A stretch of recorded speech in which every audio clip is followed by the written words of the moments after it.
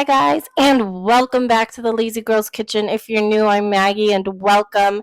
It is officially summertime, and that means that baking is very sparse around here because we get very hot. So, today we are going to be making a delicious icebox cake. I cannot wait to share it with you. I use tea biscuits instead of using a different dough. It's really good, it's really easy, and it's perfect for the summer because you don't have to turn your oven on. All right, guys, enjoy.